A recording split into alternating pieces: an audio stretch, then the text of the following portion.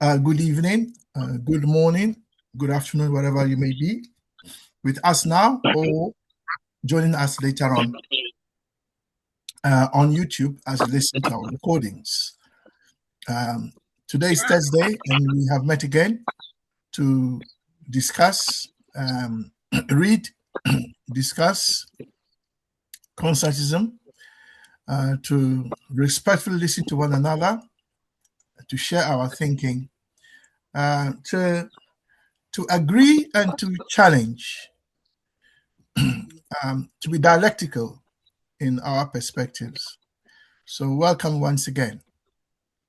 This is the Consciencism study class, where we look at the philosophy and ideology for decolonization, with particular reference to the African Revolution. So welcome. Sister Ida will read for us, but before that, I would like to welcome you all. So welcome, Brother Pigeon. Welcome, Brother Sam. Welcome, Sister Portia. Welcome, Sister Ida. Welcome, Brother Welcome. And welcome to myself. So we shall proceed with the reading. Sister Ida has volunteered to read for us. Sister Ida, over to you, please. Thank you. I have explained how societies desire to transform nature reflects itself in different social political theories. I wish now to suggest how the same desire reflects itself in philosophy.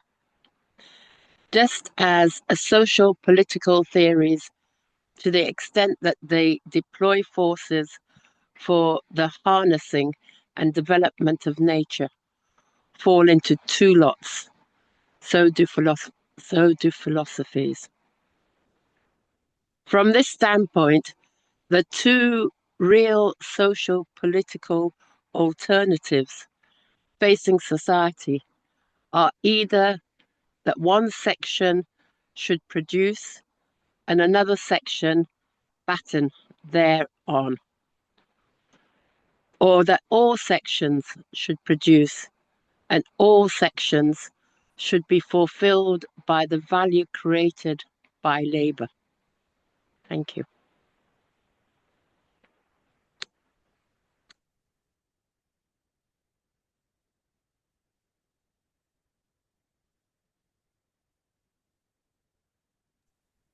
So that's the end of our reading. Thank you. Thank you, Sister Ida. Brother Kwame? Yeah, sorry, I was muted. I thought I was speaking right. So thank you, Sister Ida, for reading for us. We shall now share our thinking, and we shall, since Sister Ida read it, we'll give her time to reflect on it herself. So we'll go to someone else to share their thinking first.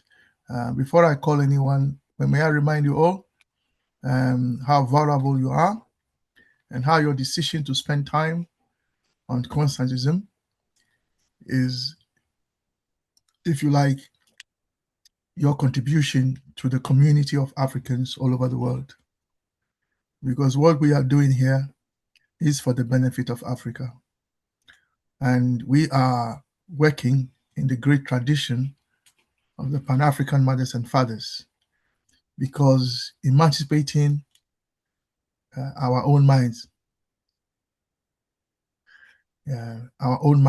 so that we can remove the logs in our eyes so we can see clearly, as the song I Can See Clearly Now is sung, So philosophy and ideology, this one helps us to see very clearly where we are going, where we've come from, where we should go, where we shouldn't go. So what you are doing here is you are putting together a great legacy for those who are contemporary to us and those who come after us. Because as you know, a lot of people go onto our YouTube channel and listen to what we have discussed, because he can't join us for one reason or the other. So thank you very much for the great work you are doing. Your dedication, your focus are all largely appreciated, not only by us, but also by the ancestors and those to come. So thank you very much. Let's start with, just so you know, I've made Sister Ida, Brother Welcome, Brother Welcome, Sister Tapua, Brother Sam. I've made you all co-hosts, so you can keep an eye on the class.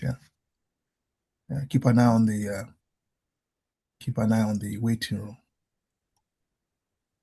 Thank you. Brother Kwame, Sister Portia, Tapua don't seem to have been made co-host yet. Who? Sister Portia's Sister Tapua. Yeah. Okay. No worries. So let's start with Brother Pigeon to share his thinking with us first. Thank you.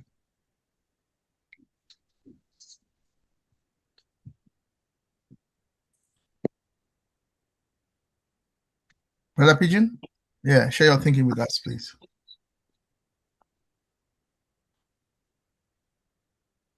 Brother, can you hear me? Just confirm. We can hear you now. Yes, clear. Thank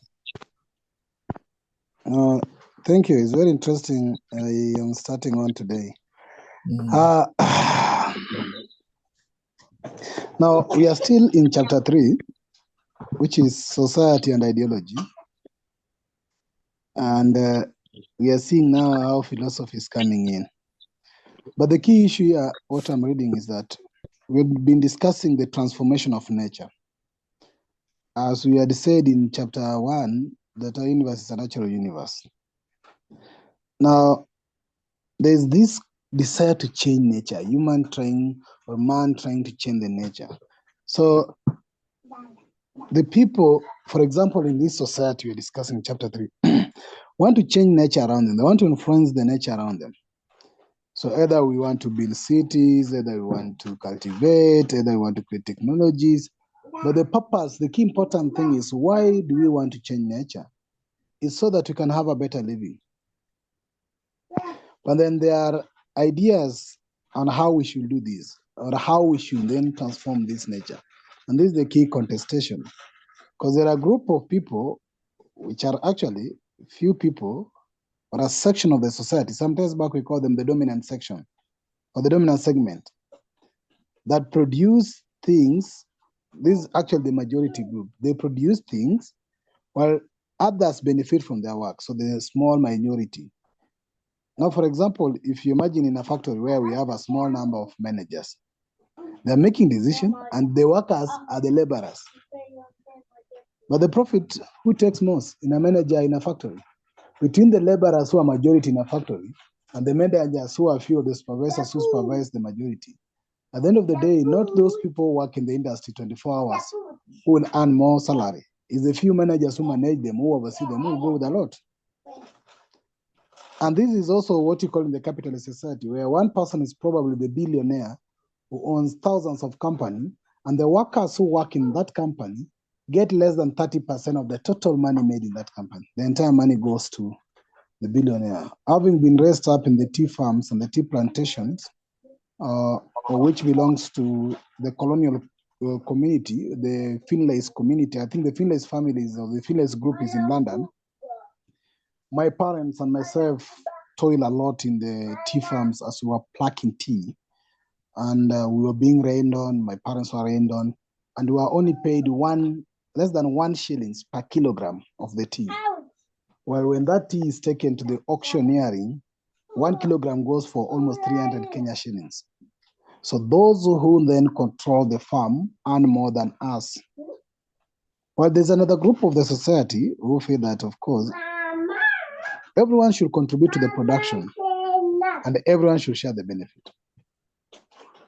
There's like, you imagine when we were living before in the community where we could go around to plow for each other in the villages, plant maize together. So today we go in this family, the next family, and when the time of harvesting comes, we harvest together, and either we put in a community gala, and everybody could go and get the food.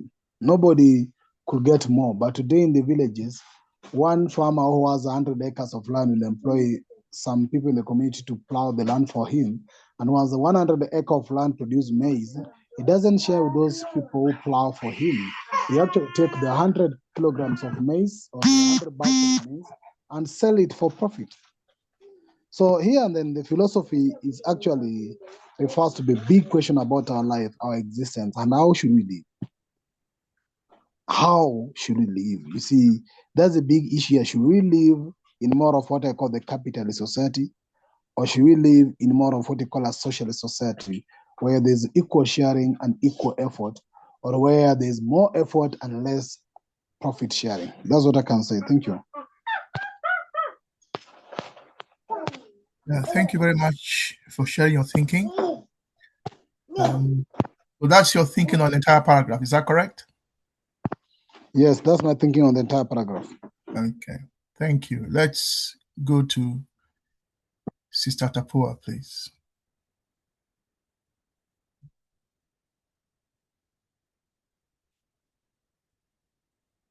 Tapua, unmute yourself, please, and share your thinking.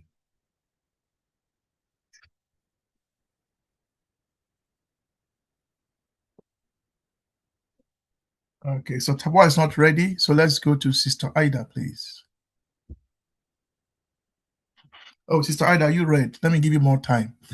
Let's go to Sister Portia, please. Thank you. Thank you so much. Greetings, everyone. Can you hear me all right? Yeah, perfect. Oh, okay. I want to do what I always do, is go line by line and then share my thinking. So the first, thank you. So the first sentence says a society wants for change, and that can be seen in theory, socially and politically. The second sentence says a society's same wants can also be seen in philosophy. The third sentence says philosophies are in two lots. The last sentence says, in that regard, one section can be producers, another section can be exploiters or oppressors. And arguably, my thinking now is that in that regard, if you work hard, that leads to success. And that's in that basic racial capitalist system. If you work hard, you will be fulfilled, laborers or exploiters. And my other thinking is what Professor Kwame was saying at the beginning of the recording, when he was talking about that these recordings, they are contributing to Africa. I kind of got jolted, because it is true what he's saying. And so I am going to be more mindful of the words I speak.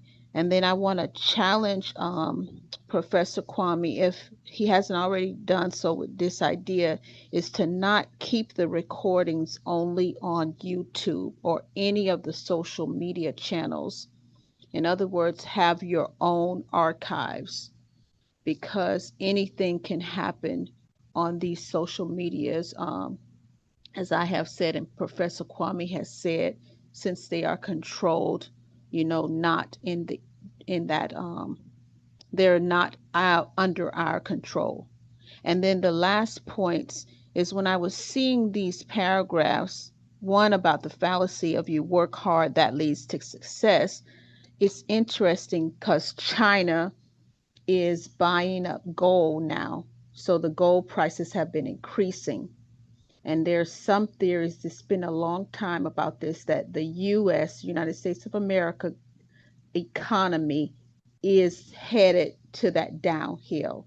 And so even these attempts where US is still seen as this military, economic power, political power, cultural power, when you see examples of China buying up gold and the gold prices increasing, that can give you a pause about who is the producer now and who is the exporter or oppressors. And then the other example of this, how a society wants for change, can be seen in Mali, when we have, it's said that now under the Bureau of United States of America African Affairs. They don't have a official head, so they have an envoy, and that envoy has like 11 years been in this United States of America Central Intelligence Agency, and he just recently went to Mali. And you know, Mali is part of the alliance of the Sahel states. It's Burkina Faso, Mali, and Niger. So on the social media, there is, of course, buzz, but it just gives back to this sentence number one: a society wants for change can be seen in theories, socially and politically. So those two examples give me pause: China and Mali. Thank you. Sorry, what about China and Mali again? Sorry, I missed that. Oh, thank you. Well, China is buying up more gold. This is of last year, and they're still reporting about the coal is increasing. And I was saying that under Sentence 4, that gives you pause about in this idea that, Ghanaian President Kwame Nkrumah was saying one section is producers, another section is exploiters or oppressions. These are my words, of course. So it just gives you a pause with China now buying up all of this gold. And in no way am I calling China government an exploiter or oppressor or producer. I'm saying it gives pause. But anyway, China is buying up gold, Professor Kwame, and the gold prices are increasing. And in Mali, they haven't put a head of the United States of America Bureau of African Affairs. They put it under the Senate to approve, but he is not in office. And who is currently there is an envoy who has had 11 years of experience in the United States of America Central Intelligence Agency. And recently, last month, he went to Mali, and Mali is part of the alliance of the Sahel states. And that gives me pause about number one: a society wants for change can be seen in theories, socially and politically. Thank you. Yeah, thank you. Sorry, I didn't quite get what you're saying, but I'm sure you'll have time to explain again. Let's hear from Brother Sam, please. Thank you.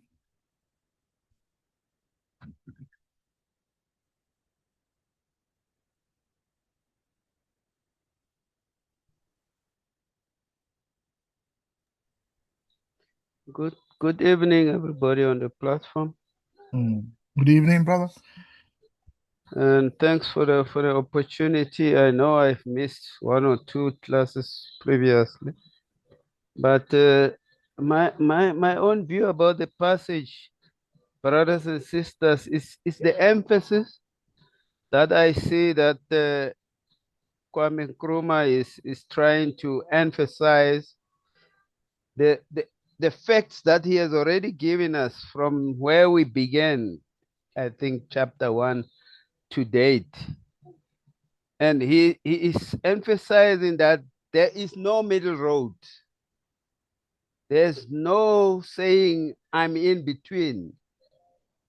You are either this side in the capitalist world, following the capitalist philosophy, or you are in the other side, which is the socialist world, where you're following the Marxist theory.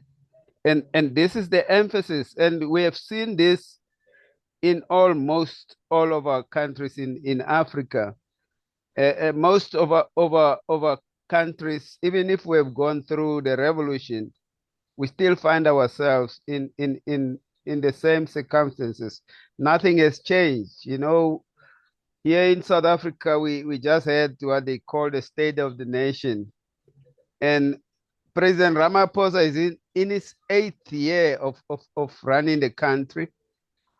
And his presentation was almost, people rejected it even before he started, because ever since he came to power, If you take his first State of the Nation when he came into power and the one that he delivered yesterday, they are almost identical. Nothing has changed. And this tells us that there is no middle road. You are either in a revolution to totally liberate your people. And if you do that, you need to ensure that the economy of the country, the political elements of the country are equally saving the whole of society. But where the situation is such that your economy remains unchanged in South Africa currently, despite the bitter revolution that we went through, the economy remains in the hands of the few minority. And unfortunately, in our case, it is the white minority. And there's no way that President Ramaphosa, having been in the African National Congress, the oldest African liberation movement, can claim that he and his political party are saving the masses. There's no way. And this has been shown by how his speech this past week was accepted or received by the people. And the emphasis here is that there's no way that the people or the motive forces of that revolution can remain stagnant. Whether you make whatever reforms, as long as it's not a true deal, the struggle of the people will continue until the equitable distribution of the means of production and everything that society stands for, where everybody benefits, not a few individuals. Thank you.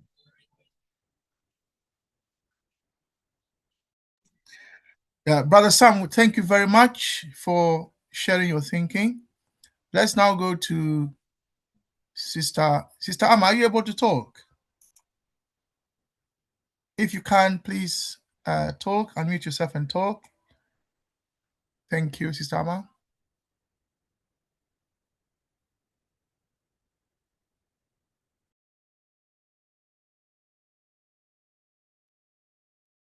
I'm still in a state of transition and traveling, so I can't really talk.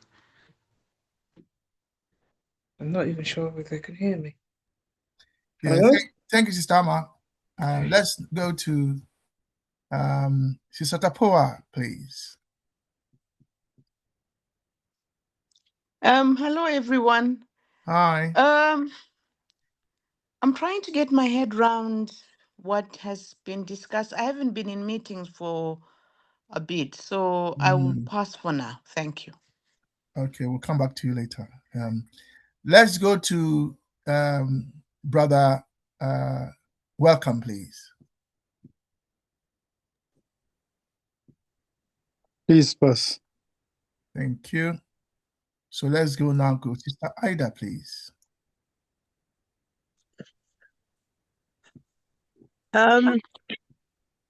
I think what I get from this passage is that there's always two sides to everything, whether it's theories or whether it's actually things to do with the means of production and work.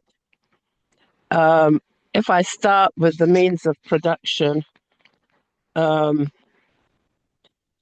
I'm not quite sure what it means by another section, batten thereon. But I presume it means that they ride on the backs of those who are actually producing and doing the work.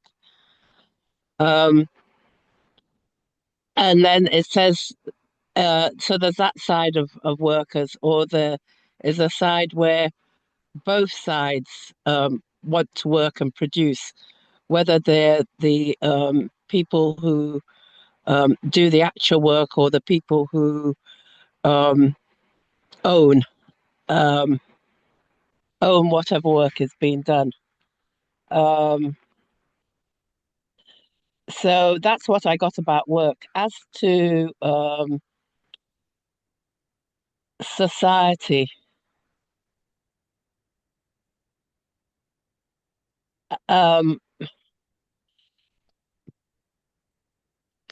that one, I know that it's usually pointing to the fact that uh, there's a hierarchical society and a poorer society. So sorry, I'm reading all that Sister Portia's written, but I think it's also saying that um, the hierarchical society wants to dictate and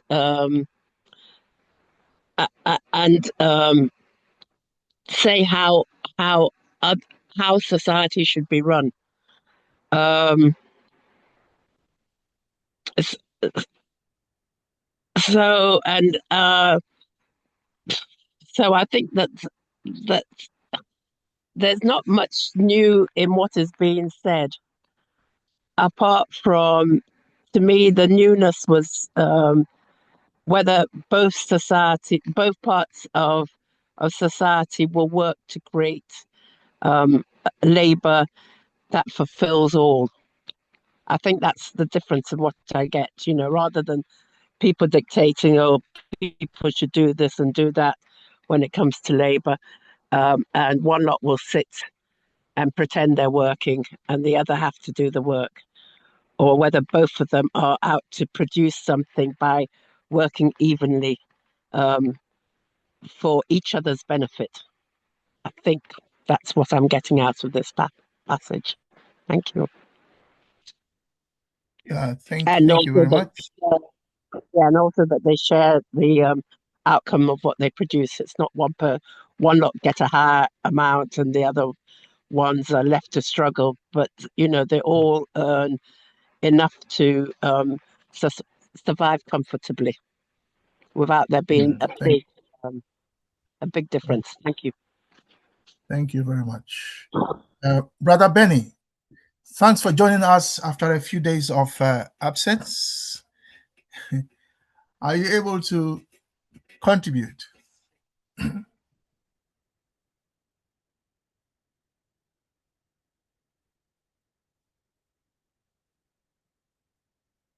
Brother Benny? I think he wrote in the chat that he couldn't.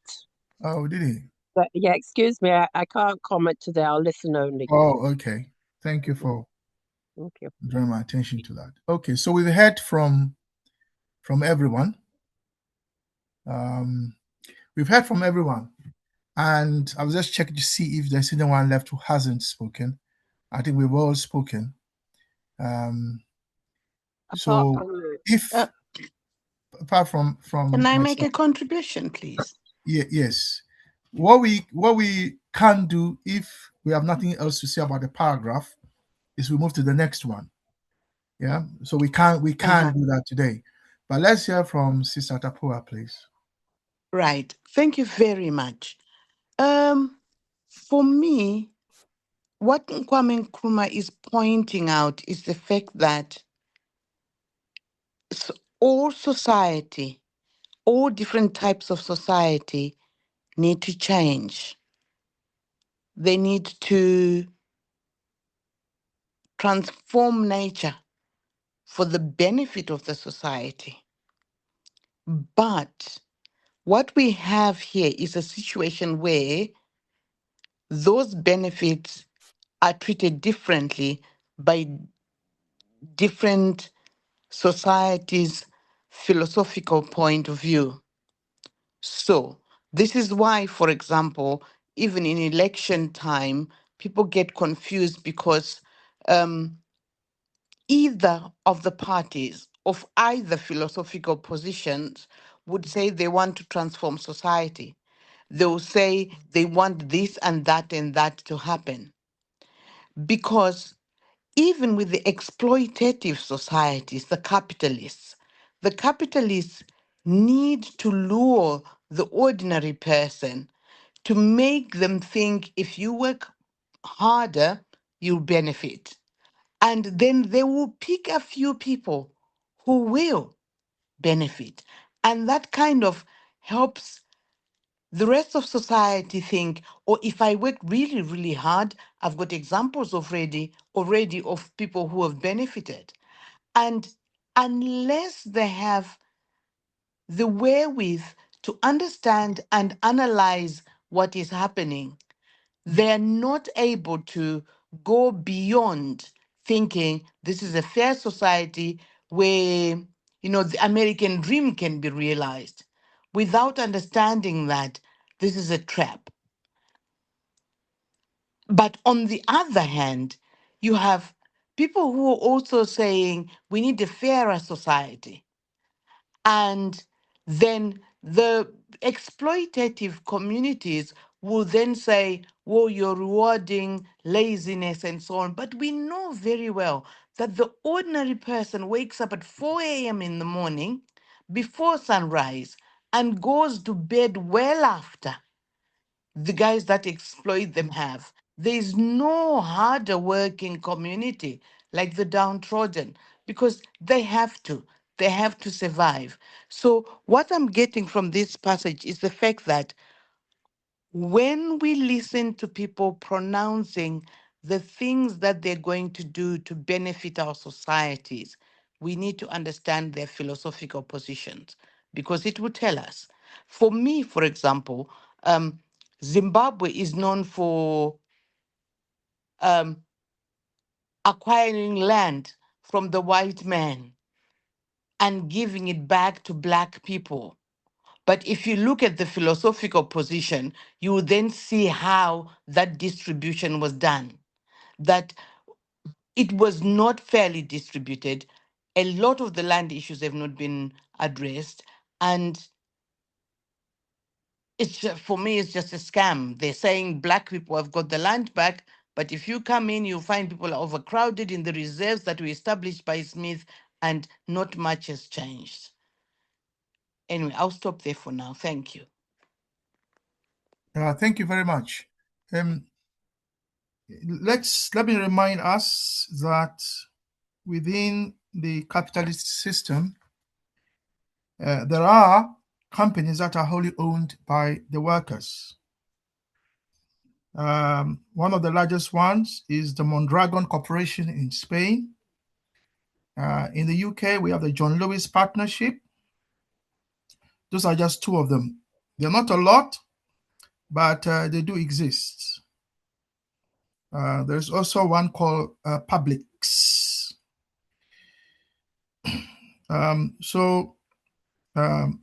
It is possible within the capitalist system to have companies owned by the workers or the people. It's not that it's not possible. It's possible. Before we move on to the next paragraph where I share my thinking, let's try and understand something that Sister Portia is saying in the chat. Sister Portia, can you clarify what you're saying? Because I still don't get what you're saying. The reason I say so is that it is true that China is buying a lot of gold recently. That is true. But the country that owns the largest gold reserves in the world is the US.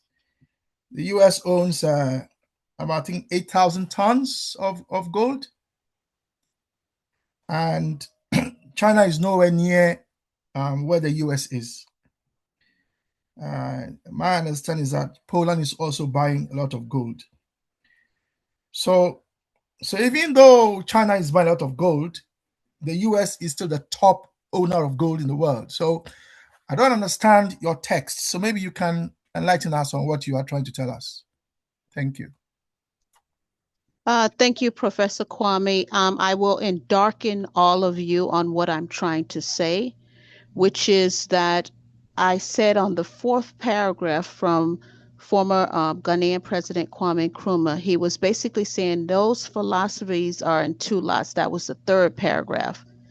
And then that comes down to what my queen sisters have already said, or the queen sisters have already said, which it breaks down to exploiters and producers, or exploited. And also, I believe Elder Sam mentioned that as well. So when I see the case where you have in these mainstream news that it's now a buzz that China is buying up gold, and it's starting again those talks that the United States of America economy is out of here. So it's in the decline. When I see that, that gives me pause to what President Nkrumah was saying about how this breaks down into producers and exploiters. Does that explain something before I move to my second point, Professor Kwame? Not really, because producers and exploiters. Now, I still know I'm not clear, but how does that link? I'm referring to the articles that you shared in the chat, and you are saying they give you pause with respect to the sentences.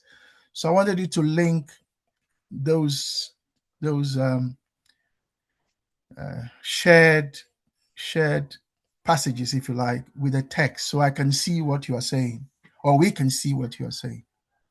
Sure. And just for clarity, is there any others in the group who is not comprehending what I'm saying? You don't need to ask. Just go on. It's okay. Please go on. So if I could come in, I'm struggling with the expression. Yeah. Hold on, Sister Tapua. Sister Tapua, hold on. So in sentence 4 of the said paragraph, which sentence 4? So that is, let's just look at sentence 4. So that starts with what? 1, 2. Is that from the from this standpoint? Okay. So then in the chat, you are saying that it gives me pause about this sentence because of this link which you've shared, and then about China. So I want to kind of get clarity on what is the link, what is it that gives you pause about the sentence? It gives me pause, and let me try to rephrase. It gives me pause that we're saying that there are producers and exploiters. In other words, there are people who are going to produce, and then there are people who are going to do the farming. There are people who are going to go and clean the hotels, and then there are people who will attend the World Economic Forum. Most of the people who attend. What has that got to do with buying gold? I don't understand. Professor Kwame, I'm trying to explain, but you keep interjecting.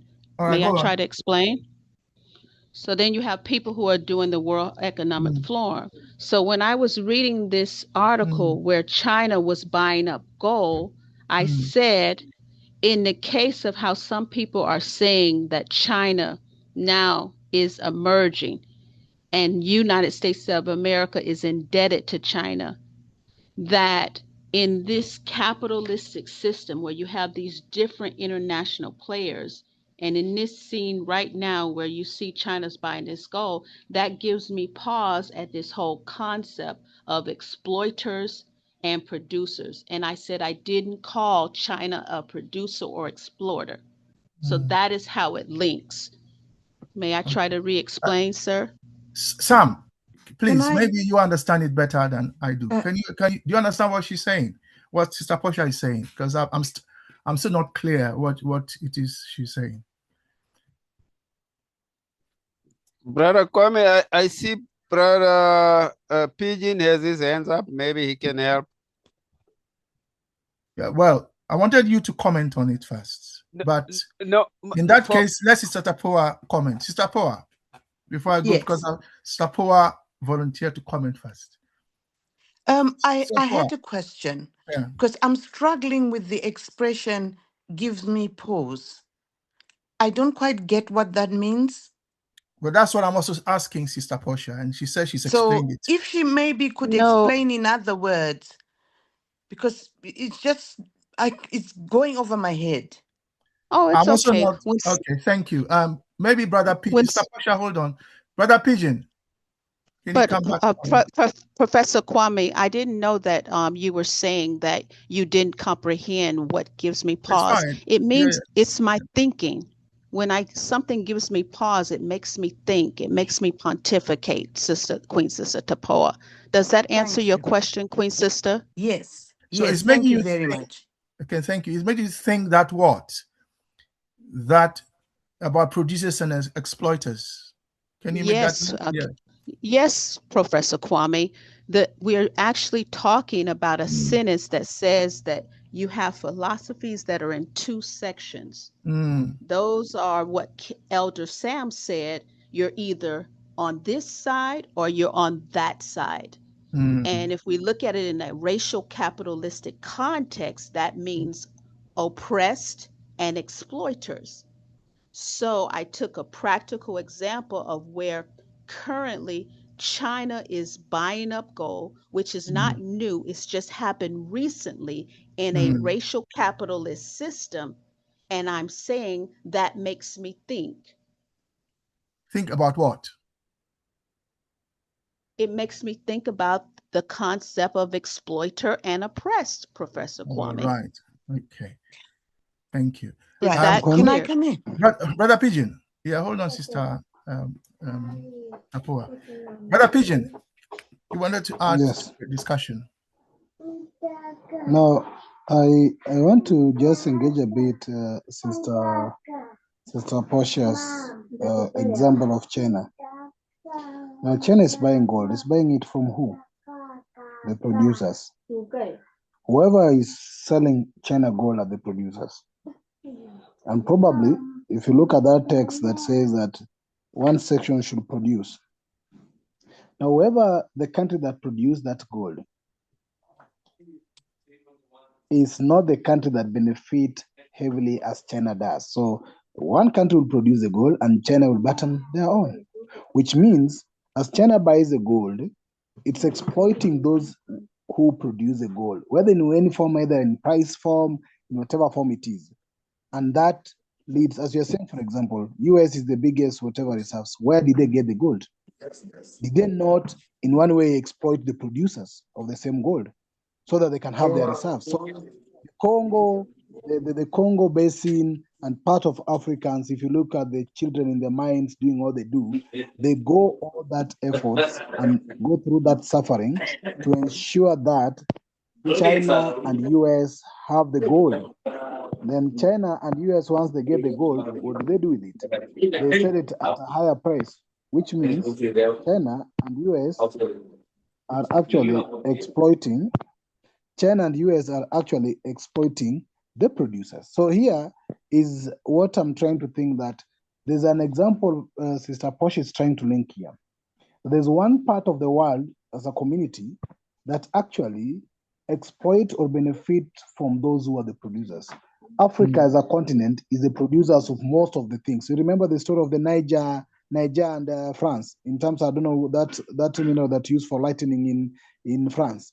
While they are the producers and the France is taking that from them, they suffer while France benefit from it. And that applies to gold, diamond, and any resources. And that's why I think Walter Roney says how Europe underdeveloped Africa. Because Africa produce, Europe develop out of what Africa produce. So that's what I wanted maybe to link with the example Sister Portia was giving. Yeah, no, thank you. So I think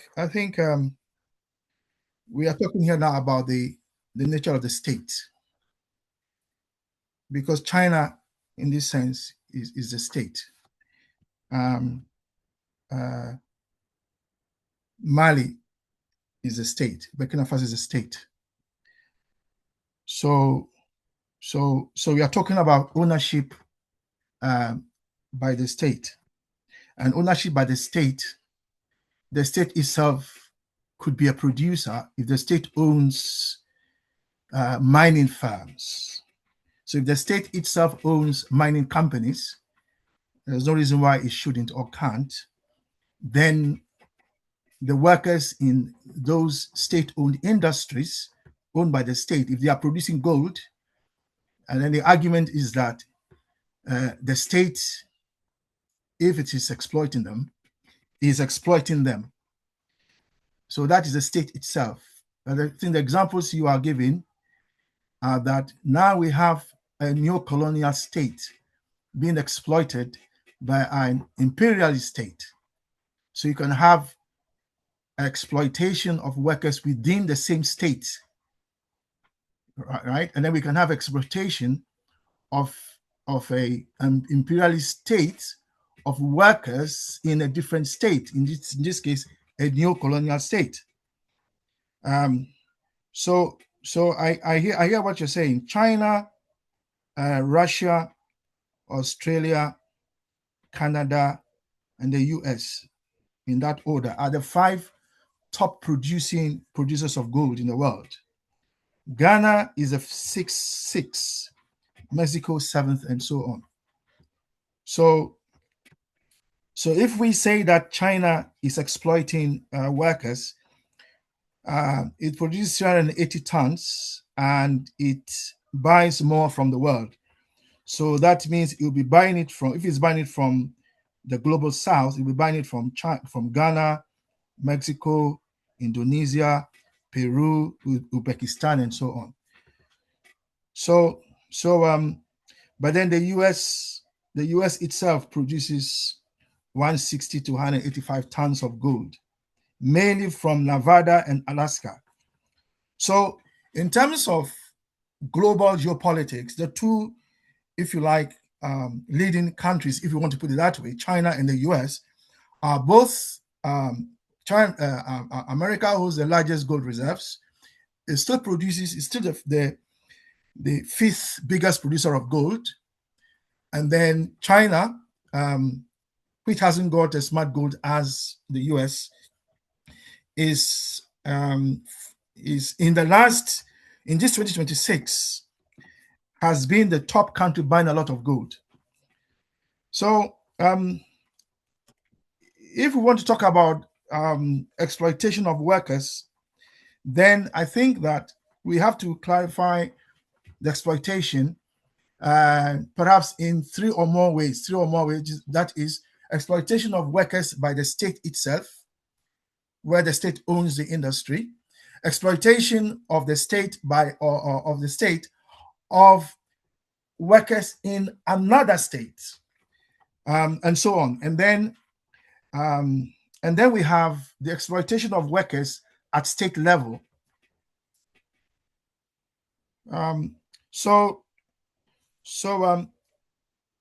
if we then focus on the exploitation of workers, I think we will all agree that all workers are exploited under the capitalist system. It turns out that some workers are exploited more, and the most exploited workers are the Africans. So the tea example you gave, for instance, the pigeon, that's one example of the African worker being the most exploited. And even within the African workers, the female workers, the women, are even more exploited than the men. So the Black woman is the most exploited of all the workers. And given that she also is the top producer of babies, because she's the most fertile woman in the world, her work is not valued by the capitalist system. So she's even more exploited in that sense. Can I bring us to the paragraph we've been reading? What is Nkrumah really drawing our attention to in this paragraph? I hear what everyone has said, but what is the essential difference in this paragraph? What is Nkrumah drawing our attention to in this paragraph? Because some of the things we have heard, as Sister Ida correctly said, are not new. We've heard them previously. So what is this paragraph saying? And please link it with the title of the chapter. I'm giving you a clue there. Oh, before that, Sister Portia, thank you very much for drawing our attention to the question of gold, because gold is the most liquid, if you like, of assets. And I think the point you raise has implications for the stupidity of the African countries today, that they give out their gold in exchange for paper, and then go around looking for paper to pay others who also want paper. So that is why there is a movement now. It's not very wide, but it's growing, of a perspective called metanomics, that says that we must stop exporting our gold, and Ghana has started. Stop exporting the gold and use it rather to back your own currency. So that is something that we will look at another time. So thank you very much, our sister. So let's then look at the paragraph. What is Nkrumah drawing our attention to in that paragraph? What is it drawing attention to? What is the key new idea there? What is it drawing our attention to, basically? Any hands up to share? Yes, brother. Welcome. And Sister Ida. Thank you, Brother Kwame. I think the answer to your question lies in the first and second sentences. Okay, let's read those again, and then you can explain. So, if I explain how society's desire to transform nature reflects itself in different social political theories, I wish now to suggest how the same desire reflects itself in philosophy. Thank you. Please proceed. Now I don't know how to put it. Try. Because you're on the right path. Society desires to transform nature in social political theories. The same way, the same desire reflects itself in philosophy. In other words, it's not only social political theories that can transform nature, but philosophy does as well.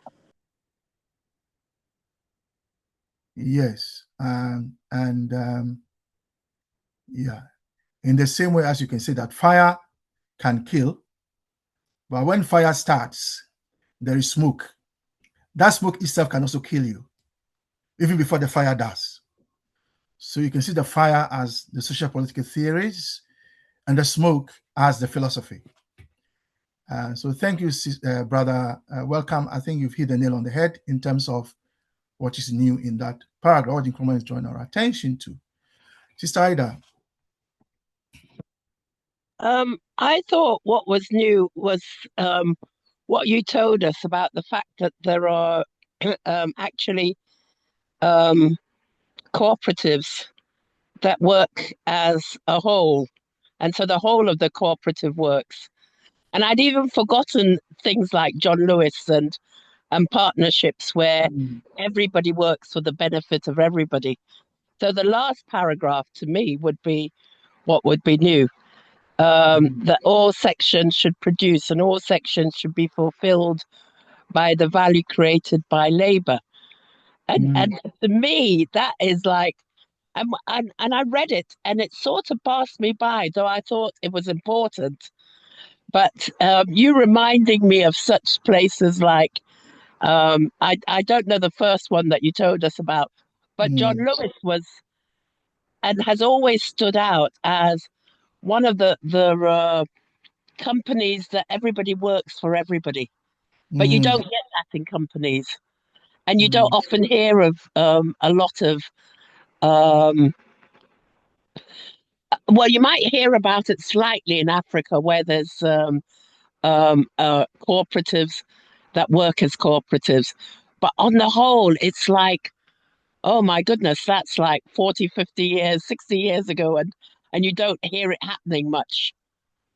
Apart from the very, I don't like to say poorer society, but those who have had to create their own work and create their own expansion of that work, which you don't normally hear of over here. There are very few cooperatives that really run as a cooperative over here.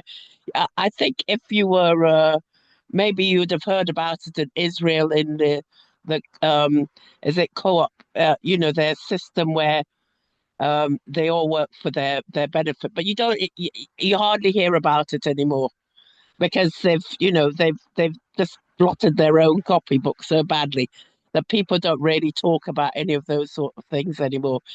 I'm not sure if it ever happened in Russia, maybe Cuba, but there's so few places in the world that you hear of cooperatives taking hold and developing. You'd hear about it maybe in trade unions, but then the trade unions themselves have blotted their copybook. So, people are never quite sure anymore about how strong trade unions are, apart from the very big ones.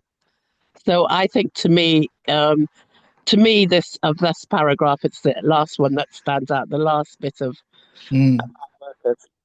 Yeah, okay. So it stands out for you. That is great, but that's not what is new in terms of what Nkrumah wanted to share with us. So I hear what you're saying. I don't fully understand what Mr. Welcome said. What he's saying is that Nkrumah is drawing our attention, because remember, we've looked at exploitation again and again and again. We may not have mentioned John Lewis Partnership, Publix, Mondrago Corporation, and other worker-owned companies. We may not have mentioned them previously, but when we looked at the paragraphs before about the fruit growers and the fruit eaters, you remember the fruit growers and the fruit eaters? You remember, Sister Ida? Well, yeah, I do, but it was just a thing in part. Yeah. So that is the same idea here. The fruit growers. So in John Lewis Partnership, the growers are also the eaters.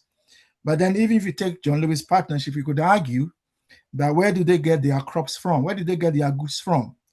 If they get the products that they sell from a third world country, well, guess what? Those workers will be exploited workers because of the supply chain. So if the supply chain of John Lewis Partnership goes back to countries where there is high level of exploitation, it still means that there is some level of exploitation, but the site of exploitation has shifted from the John Lewis company itself, because it runs the John Lewis department stores and the Waitrose supermarkets. So the site of exploitation has shifted from John Lewis itself to a site in, I don't know, where they get their products from. So exploitation is still there because it's still working within the capitalist system. But what is new in this paragraph Nkrumah is drawing our attention to is this. Nkrumah is telling us that, and this is what Brother Welcome was alluding to, which is that in a society where workers can own the company 100%. So if you had a country where all the workers owned all the companies, which was the case in, I don't know, in Africa many years ago before, under what you call Ubuntu. Under Ubuntu, we all owned everything, didn't we?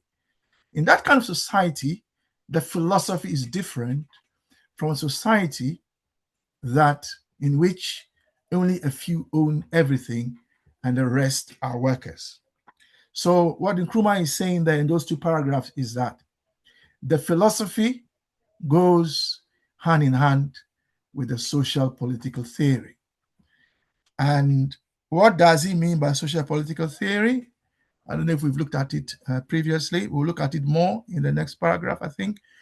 There are only two social political theories, and that is what Brother Sam, I think, alluded to. when he spoke, which is that you have the socialist system, which is a different theory from the capitalist system. According to the capitalist system, the theory of capitalism says that the baker, if I use bakery as an example, that the baker who bakes bread does not care about whether you want bread or not. Your need for bread is not why the baker produces the bread. The baker produces the bread because the baker wants to sell the bread and make a profit. So the baker is only interested in the baker. Okay? And that is, you might call that radical individualism. So he's interested in his own individuality and what he can get or she can get, not what a hungry child will get.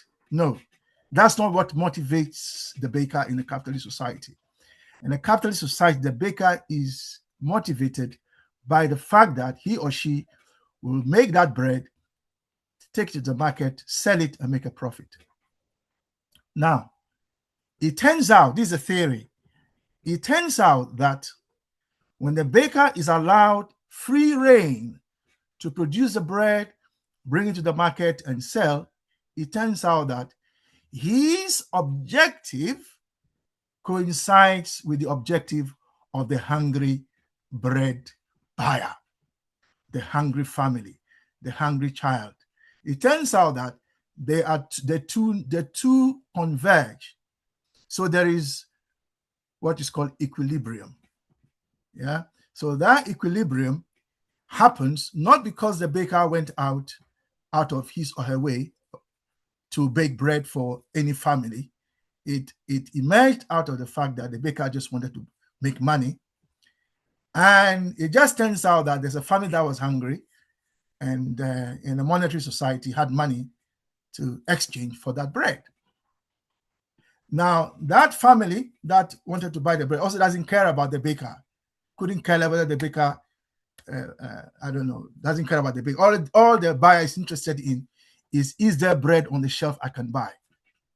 I don't want to know about your problems. Please, please, please, please keep your problems to yourself. I just want to know, is there bread for me to buy for my family? So, in other words, the buyer is also interested in his or her own utility, yeah, to maximize their satisfaction from buying bread. However, it turns out, the theory says, it turns out that both of those two groups, buyers and sellers, even though they didn't seek out the welfare of each other, it turns out that they satisfy the welfare of all. And what is that? Well, the capitalist has money that he wanted. The buyer has bread that he or she wanted. So that is a theory. I'm not saying it is right. I'm just telling you that is the theory. That is a theory. The argument is that in a society like that, then you will find a philosophy that says freedom of thoughts, freedom of association, freedom of publication, freedom. A society like that, you hear them shouting freedom, liberty, equality, da da da da da da. and that is what Nkrumah is telling us there. Now, in a society, in an alternative society, where the baker doesn't bake bread to make money, the baker bakes bread to feed the family. The baker bakes bread to serve it, if you like, to those who need bread. The baker is not baking bread so the baker can sell bread so that people can so that he or she can make money. Okay, even if it is a monetary society, the baker's sole objective is to make sure that human beings live like human beings. And for human beings to live like human beings, if you take bread as an example, you can use housing, you can use electricity, you can use whatever example you like. I'm just using bread. The objective of the baker is to make sure that there's bread available for all hungry families. Now, in such a society, you find that the philosophy will be different. The philosophy will say, social, I am because we are. The collective benefit is important. Liberty, yes, but what about equality? Equality has to come before liberty, and so on and so forth. So that's what Nkrumah is saying. Now, and this is the key. It turns out that in the societies where there is the most exploitation, yeah, that is hidden from view. You see, and you see that by the way people are eager, if you like, for the American dream. You see, because they all want to go to America, because the American dream is if you come to America, you can make it, you know, you can become a billionaire, you can become a president if you are born there, yeah, and so on and so forth. That's the American dream, you know. It's as if there's no exploitation there, and yet we know there are people sleeping on the streets in America, don't we? People sleeping on the streets in England, don't we? Yeah. Somebody said they went to Ghana, they didn't say they want to sleep on the streets. But anyway, that's a different argument. So that is the point here. In other words, when you look at chapter 3, it talks about philosophy, society, and ideology. And so to summarize, the social political practice of that society will be reflected in their philosophy. So listen very carefully what people are saying when you are around, when you're out and about. Listen to the philosophy that they are articulating, because it is there. That will give you a sense of what is happening at the social political level. I'll pause there. Thank you. Brother Kwame. Yes. Now let me ask you some few questions, just to help me also understand, and maybe to help us understand. We are in society and ideology. We started chapter 2 with philosophy and society. And now there's what you call theory. In the context of consciencism, could you kindly explain to us what is philosophy according to consciencism, what is ideology with example according to consciencism, and what is theory that's coming in according to consciencism in terms of also examples, so that we can be able now to at least even understand why Nkrumah is focusing on philosophy under chapter of ideology and society. Yeah, so the philosophy of consciencism is called philosophical consciencism, which takes a position that all humans come from matter and inherently are equal. Just to break it down, yeah. So that is the philosophy. The ideology is called consciencism. Nkrumah calls it consciencism. That's the ideology. And that ideology says that however you organize society, organize in such a way that it sustains and maintains equality, so that there aren't inequality in society. It's not that it's not that human beings are born equal. Of course, some people are born with bigger feet than others, yeah, or bigger brains than others. But that's not the point. The point is that there has to be the situation where everyone is treated equally as a human being. Essentially, that is the ideology. A theory is just a way to explain something. How do you explain something? And you can have a theory for that. So you can have a socialist theory, you can have a capitalist theory. So for instance, why am I poor? Well, capitalism will say that I'm poor because maybe I don't work very hard. Yeah, but that may not be true. So theories are there to explain things. Why is the capitalist so wealthy? The theory will say that. Yes. Now, is capitalism, socialism, communism, or whatever it is, are they theories, or are they ideology, or are they philosophy? Capitalism, socialism, and the rest. Or are they philosophical tools? Yeah, for our purposes, let's see them as instruments of ideology. They are instruments of ideology. So capitalism is an instrument of ideology. By an instrument, I mean it is like a tool. An instrument is a tool. So it's a tool used by the capitalist ideology, or by the capitalists. Socialism is also a tool, how about an instrument. Now, how about idealism and materialism? So Will they they be are philosophy or will they they are the be philosophies. ideologies? So there are only two philosophies in the world. Whatever they look, you can walk to Foyle's bookshop in London. You go to the philosophy section, you find thousands of books. At the end of the day, there are only about two main propositions: that the world is spirit and the ideas, or the world is matter. Every book in that library, or that bookshop, can be separated into whether it is emphasizing, because some books don't emphasize one, they are on both sides. So, but you can say, is it emphasizing matter or is it emphasizing spirit? All the books.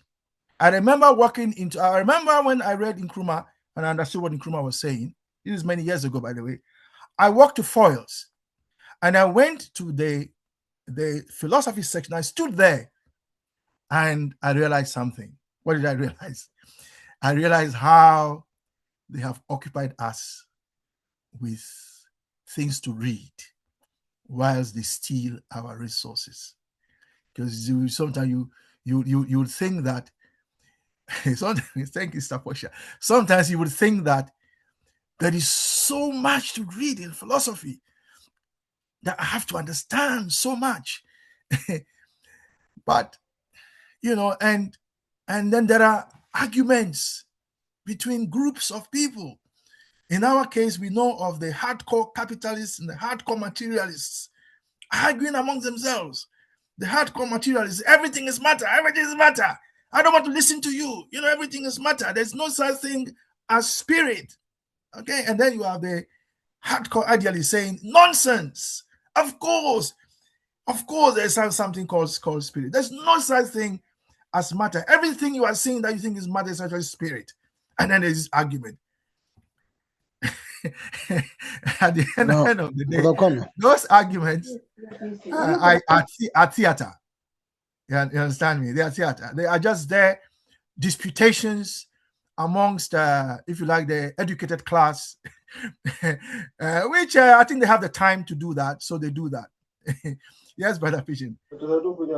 Now, the last question I'm having is, why, in terms of production in this chapter and benefiting from production, why is Nkrumah calling them socio-political theories, but elements of production and exploitation also involve economic elements?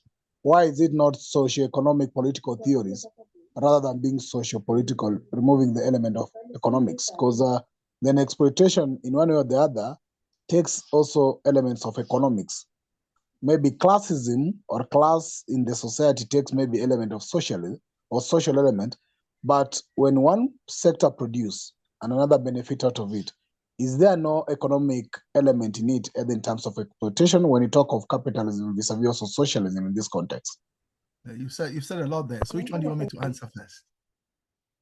I'm asking why Nkrumah is talking about socio-political and not mentioning economics, while I think producing and exploiting production has also some element of economics in it. So social political theories, social political applies to both systems. So capitalism is a social political theory. It has a social political theory. It also has a social political practice. The practice is production in the workplace, where the worker goes to work, they clock in, they work from 9 to 5, they leave, they go home, they sleep, or whatever, they come back, they come and work again. After they finish the work, what they produce belongs to the capitalist. That is a practice. Okay, then there's a theory. The theory says that what you produce doesn't belong to you. It belongs to the firm or the owner. Why? Because the owner is the one that brought the capital in. Even though you also brought capital, yours doesn't really matter. So, and then in under socialism, the argument is that we all come to work, we decide how we will work, we all decide how where we will work, we all decide who will do what, we all decide after we finish the production, we all own it, we all share it. It doesn't have to be equal, but we all decide on how we will share it. Maybe the one who worked the most may get more or less, depending on our agreement, but everyone is happy. Yeah.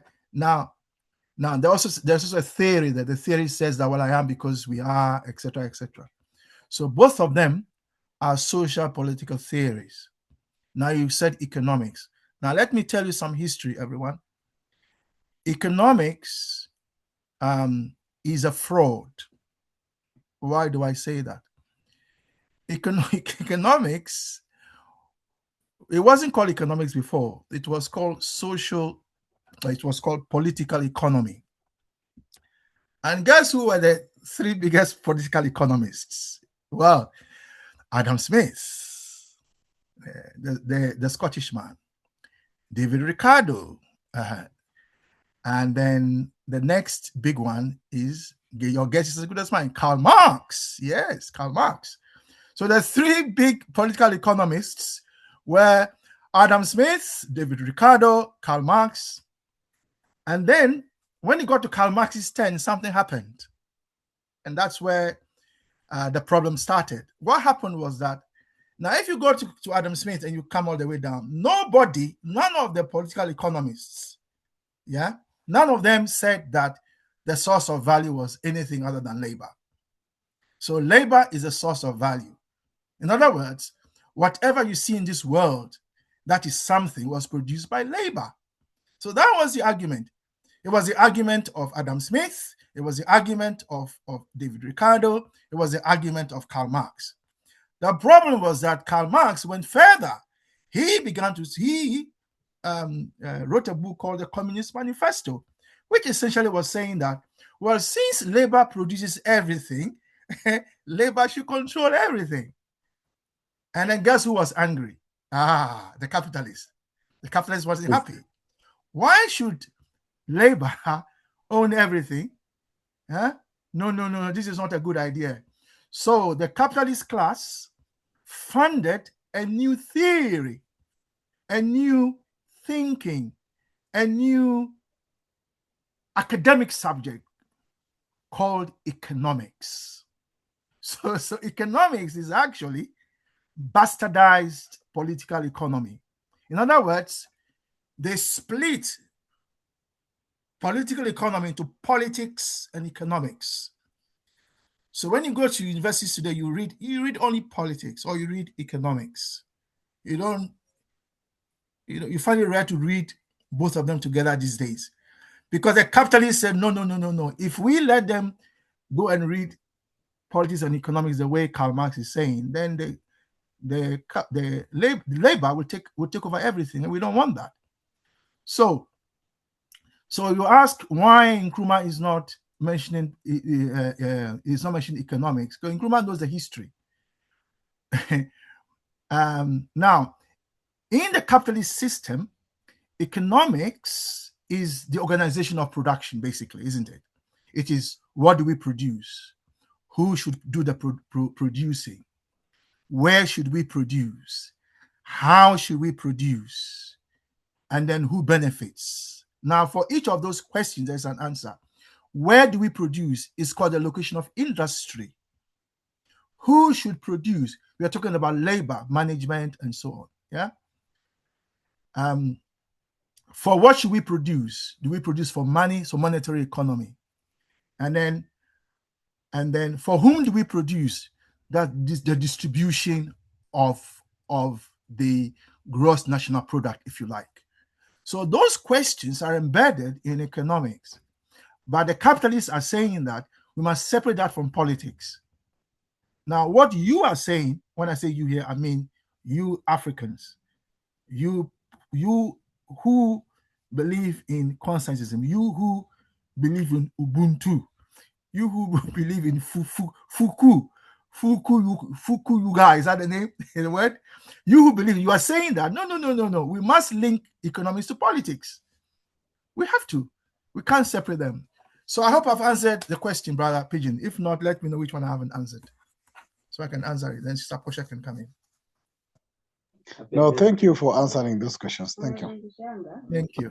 Right, Sister Portia, you wanted to contribute? Yeah. I just want to thank you, Professor Kwame. I just want to thank you. And then I want to say that nothing appears as it really is. In politics, it never is what it is. And when you mention about how there are middle income persons who do theater to entertain us, to let that be our talking points, to not be bored, it is very real. And this is why I said some months back, have you ever wondered why media or filming is so expensive? And my nascent viewpoint is it's so expensive because they know if you can enter into our mind, if you can enter in our mind at early age, I even dare say at the womb, then it can control the masses of people. So I just want to thank you for that. And I want to say that nothing is what it appears in politics. And then so we have to read beyond. And particularly what moved me, Brother Kwame, what you said is how they even look at how to even education, as we think of formal education, how did that get started anyway? What was the core of formal education? And I know we had education in ancient indigenous African civilizations. I'm talking about education in a racial capitalist system. What is the structure of it? And so we really have to, we as African, as diaspora, we have to look beyond what we think that we know. We have to look beyond it and really go into it. But at the same time, we cannot be held to, I got to study, I got to read, I got to know how to know this person's last name.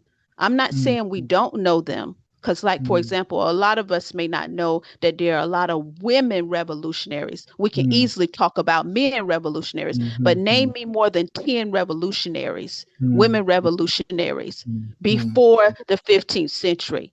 And back to that thing you said about, and then I'll wrap up. That thing you said about how the former President Kwame Nkrumah, he particularly went to it as a social and political theory. I said some months ago, and I still stand on this, is I think that it can be argued that capitalism is an ideology that's based in religion, psychology, social, and political structures, because they got our minds. They got our minds with that psychology and that religion to date, arguably. Thank you. They, the oppressors. Yeah. No, Sister Portia, thank you very much for your contribution. Yes. Yeah. So thank you. Yeah. So Sister Portia has added to the discussion. I don't want to run a commentary on that. I want to leave it as she has shared it with us. The time is 7:35. Are there any further comments before we move on?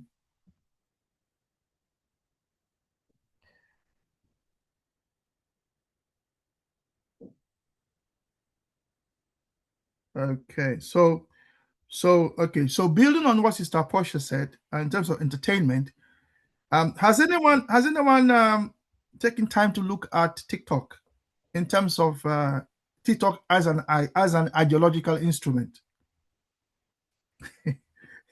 If you haven't, please have a look. You can see how millions of Africans are watching the same thing, the same short video, telling them you don't want peace, you want problems, and so on. Just watch how millions of Africans are internalizing that. And then you have the same laughter in almost every every TikTok that you want. Now, who is behind all this? Who is producing these things? And for whom are they producing it? I only mention this in light of what Sister Portia said, commenting on the entertainment that we get from disputation about philosophy. That's why I said that. Anyway, the time is 36 past. So if there are no further comments, let's read the next paragraph. We may not finish it, but at least let's start it. Yeah. So the next paragraph, brother, welcome. You'll have to read this for us, yeah? So I'm highlighting it. Thank you. Because it continues straight from what we've been discussing. As Sister Ida reminded us, the two of them, two things. Yeah, brother, welcome. Thank you. In the same way, there are two real philosophical alternatives. These alternatives coincide with idealism and materialism. In the Oh, please continue. I was just emphasizing, but just saying bam.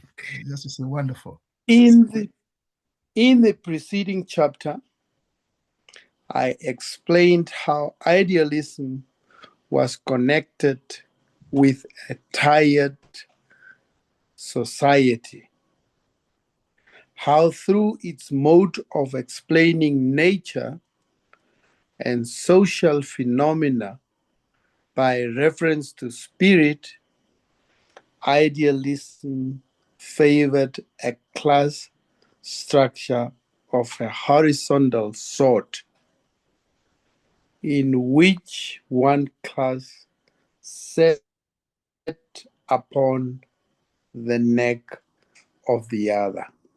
Right. Read the next line, brother. It flows with that. I also explained there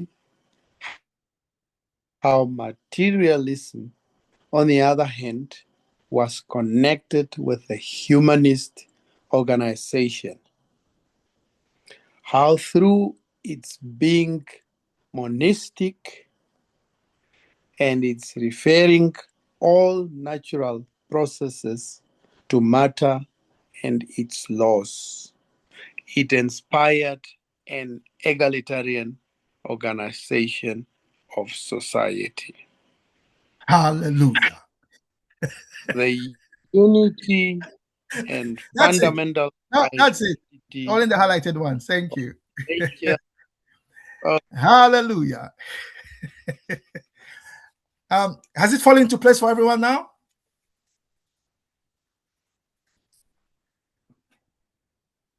Philosophy and society. Philosophy and social political theory. There are only two: idealism and materialism.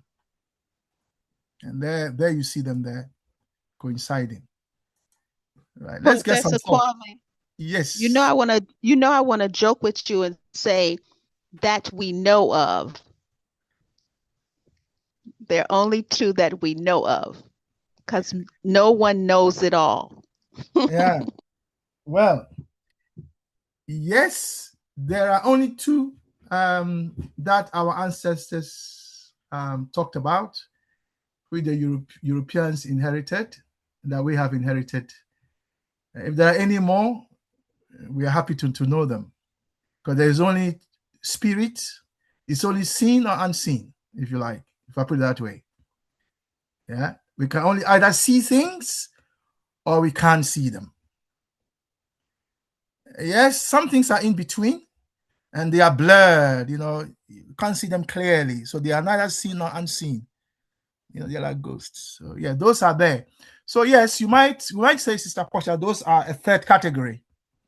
Yeah. So in that sense, there are three categories. But then what about the midpoint between seen and the unclear? There's another midpoint there, isn't there? And there's another midpoint between seen and the seen. Then suddenly you have four categories. Yeah. And then you have five categories, then six. In fact, 2, 2, 2, 2. So 2 to the power x is reality. Yeah.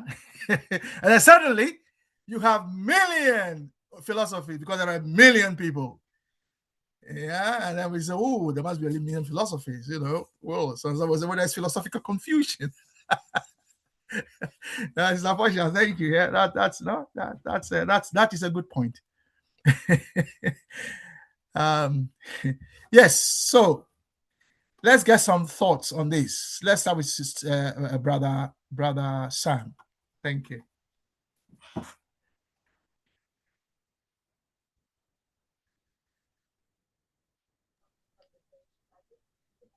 Thank you, Brother Kwame. I don't have much to say. I think if we look at this paragraph, the two paragraphs, Kwame Nkrumah, and it also ties with the previous one that we read.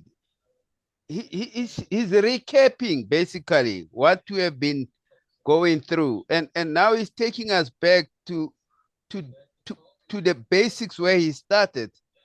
That in real terms in life, we've got these two philosophies, and it's either it's idealism, which is really is what capitalism is based upon, and materialism, which is what scientific socialism is based upon.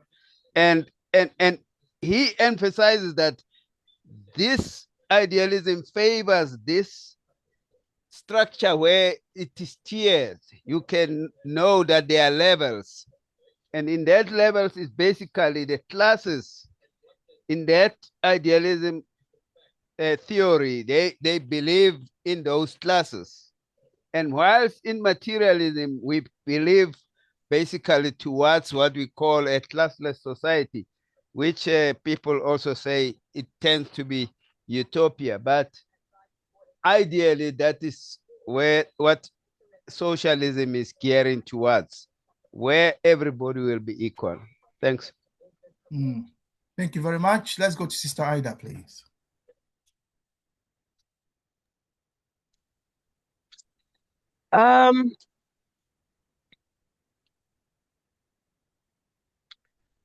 I wondered, can I just ask the word egalitarianism? Egalitarian. What Brother Sam just explained. Equality, if you like. Okay, thank you. Yeah. I sort of took note of Sister Portia's more than two, because it says idealism favored by a class structure of a horizontal sort, in which all class sits upon the neck of another, or one class sits upon the neck of another. And I thought, as soon as you've got horizontal, you must also have vertical, which you can say, oh, well, that makes it two. But yeah, so beside that, so what Nkrumah is calling horizontal, there's what we would call vertical. Where there's vertical, yeah, there's somebody on top and there's someone underneath. Yeah, so that's vertical. But what Nkrumah is talking about is horizontal layers. Yeah, so there are layers of humans or social groups, and there's one layer above the other, and that's what he means. But yeah, you are quite right to notice that. But we would today say an unequal society, we would say is vertical. Does that help?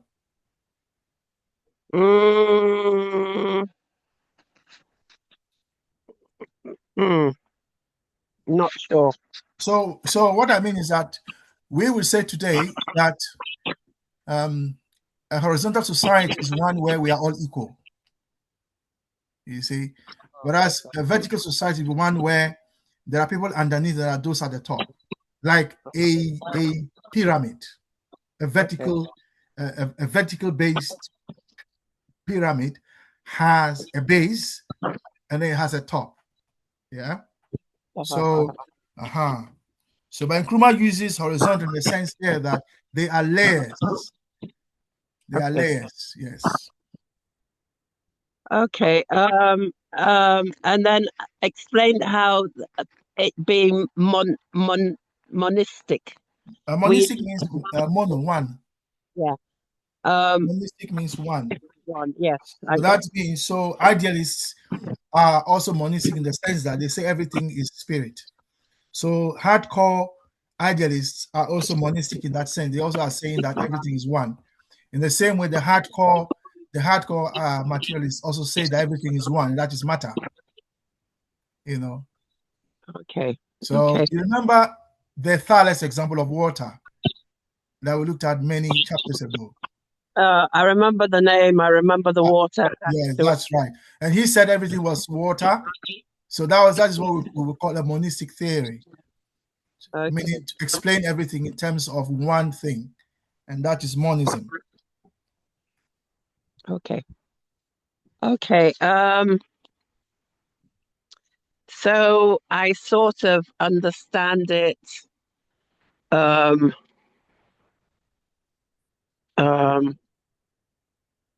a horizontal sort of way. In that I don't really understand it at all, but yes.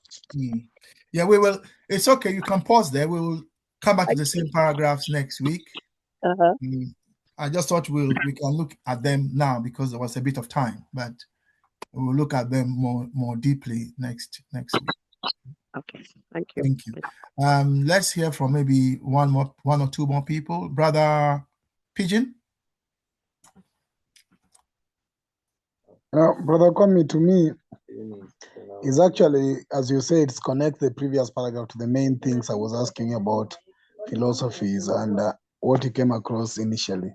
So I think for the benefit of those who are not there in chapter 1 and chapter 2, it's very important that Nkrumah is now trying to tie all these things back to what he learned before, especially on materialism and idealism. Thank you. And interesting, we are coming to the end of the chapter.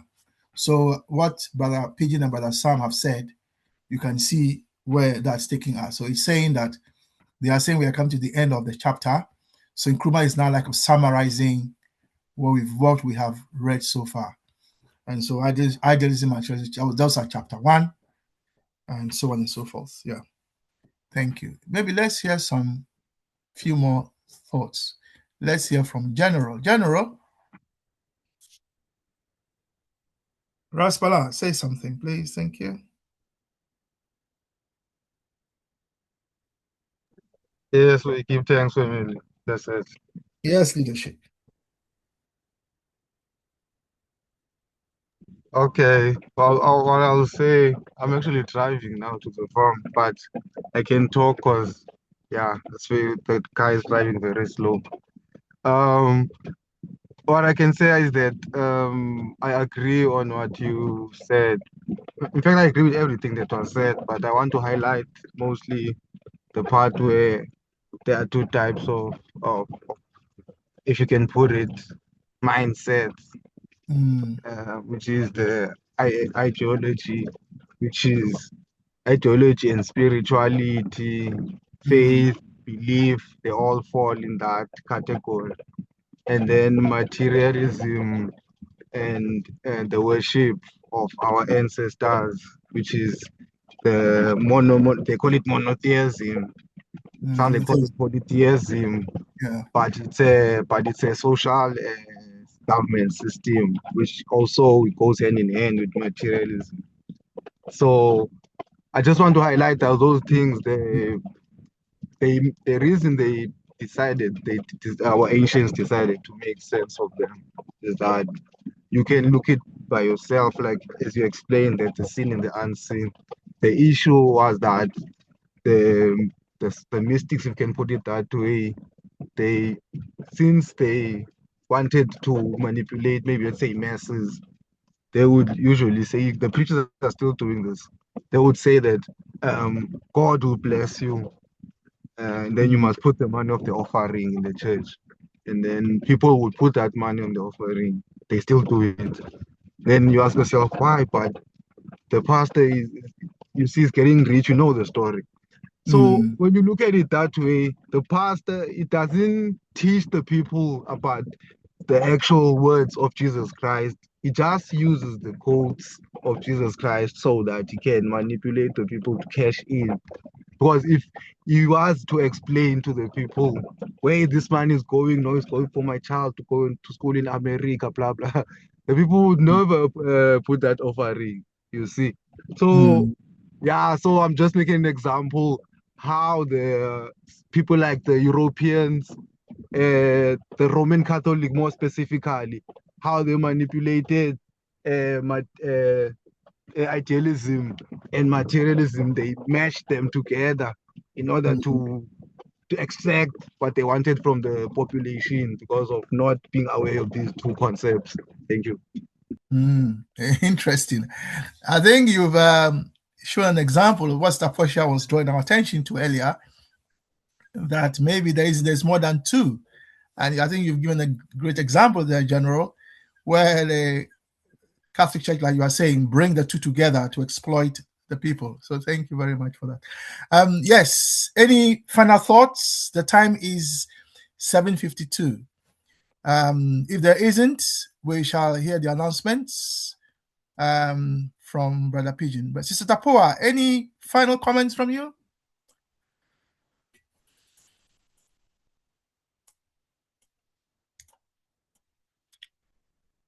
You have not been your usual self today, Sister Tapua.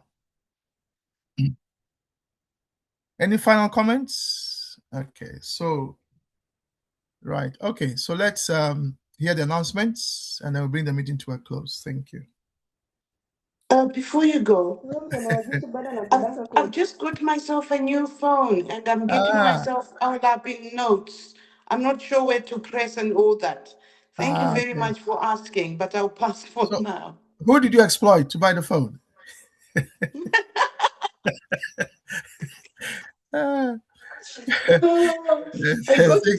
got it as a present.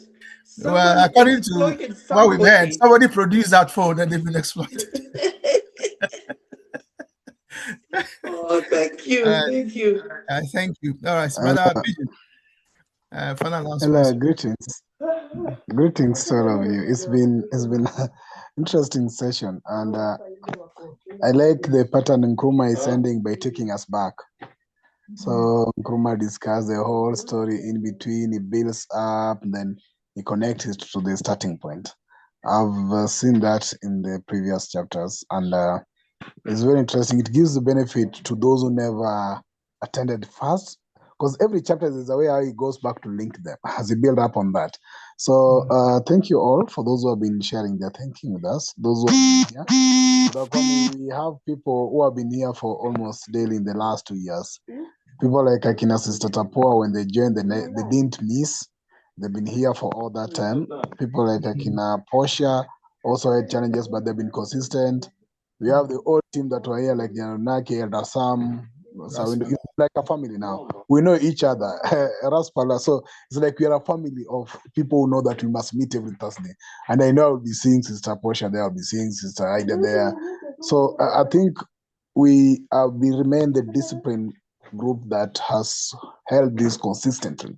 Yeah. Of course, we've been having people where that come sometimes. So we are Pigeon. We are the Philosophy Club of Nkrumah in Flagstaff House.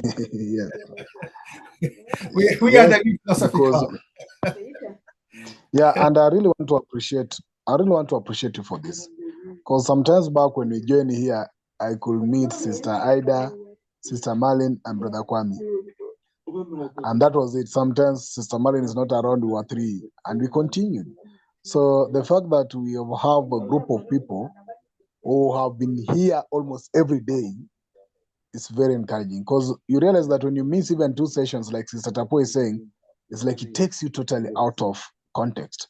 So just first of all, to thank you all for this. I really want to thank you for the time you spent, the data you spent. Some of us in the continent know how that sometimes is expensive. The struggle you have to go through to spare these minutes. And thank you for making the conversation going. As Brother Kwame is saying, will be referred to in the future generations, because we are keeping records of what you're doing. And Sister Portia, we take note of the caution you're telling us in terms of storage in our YouTube. Actually, all these recordings are available on my laptop. They are here. The CSG laptop has all the recording, because I download them from Zoom to the laptop before I upload them. So they are in the memory of the laptop, and we can take them anywhere, anytime we wish. We have now almost 360 or 70 recordings, and they're all available on YouTube and on laptop. I've uploaded the recordings for last week, actually. Please check on them. Pigeon, that yes, hard drive, is that the one Sister Ida helped us to buy? Yeah, the hard drive was actually donated both by Sister Ama, Sister Ida, and other few people for the. It was basically meant for the Pan-African Library. But even the laptop itself still has all the recordings, not even the hard drive, the laptop itself. That's wonderful. That's wonderful. Anyway, continue. Yeah, so we have all the recording for the last 3 years. And I request you please to go on our YouTube to help me share. Still, my phone is a bit out of context, the phone I'm using. So I'm not able to attach. When I share a link, it's not able to attach the screen. I could have been sharing the links of our recording with attach thumbnails. And we've been doing some beautiful thumbnails of late. So, but let's keep sharing this because now is the time now we need also to spread what we are discussing to the majority of the Africans to listen to us. But as he said, Sister Portia is doing for us a very good presentation this Saturday. Sister Portia, are we trying to connect Africa and the diasporans? And I hope you are ready. Just a brief on that, Sister Portia. Oh, thank you so much, King Brother. Yes, thank you so much, King Brother Pigeon. What I'm going to look at is Europe and North America. And then I'll look at Africa as well. And I'll ask the question, who are Africa's diaspora? And I cannot answer that question in only the part of my presentation. I will attempt to have us be pensive about who are Africa and diaspora, and always going back to what this group is about, which is unification. I hope that is clear. Thank you. Thank you very much. So I'll share that advert and the poster probably tomorrow with Sister Portia. So Sister Portia, send me all the details you need to be part of that poster so that I'll share it tomorrow. And we are doing some good work. We'll maybe be able to announce this later. Sister Portia is trying to come in to help us see how we can also spread our activity into physical space. I know Sister Tapo has asked for this. How do we move? Sawindover asked for this. How do we move from online and also help do some other physical groupings across? So we're opening up to partner with all organizations present here. If you have a group of organization or group of people who like to study also this philosophy in a physical space, who like to have materials for our classes, please get in touch so that we can be able also to see how we extend that activity in a physical framework. So we are trying to do something in this support on that. Once it's ready, we'll be able to announce. And thank you very much for volunteering. If you have any expertise, like now Sister Portia has expertise in somewhere, if you have any expertise that you can offer to this class to help us move at least further, please give it in. Even if it is skills in marketing, social media, any skills in talking, content creation, any skills you have, please, we are calling upon you to help us build this so that we can move forward as a team. That's the topic for this Saturday has been announced, as Sister Portia said, and the recording of last week I've said already on our YouTube channel. The next week we just continue the reading from where we've left. So next week we'll continue the reading from where we've left. And yeah, Monday reading is also going on. That's what I have to announce for now. Brother Kwame, unless there's anything else I'm missing. I don't think you've missed anything. Just to remind us that we haven't seen a few brothers for a while, and maybe sisters, Brother Nkrumah, and also Brother Eric, Brother Nkrumah, South Africa, Brother Eric, Uganda, and I think there's a sister from Ghana that we haven't seen for a while. Yeah, so if you know them, please get in touch with them, and so that they know we care. Yeah. Otherwise, nothing else. So thank you, Brother Kwame. You are at liberty to close the meeting, and everybody else, let's meet again next week. But if you have anything you want to offer to us, get in touch with me via inbox. Let's discuss what you can offer in terms of support or skills or anything else you can commit to help us push this forward so that we can build up a team. So that's what I'd like to say. Bye-bye for now. And Sister Ida, thank you. You're the longest standing sister in the group. And thank you for at least now you have a company of many sisters joining us. Sister Ida. Always good to hear the sisters. Okay. Good night, everyone. Yeah. Thank you.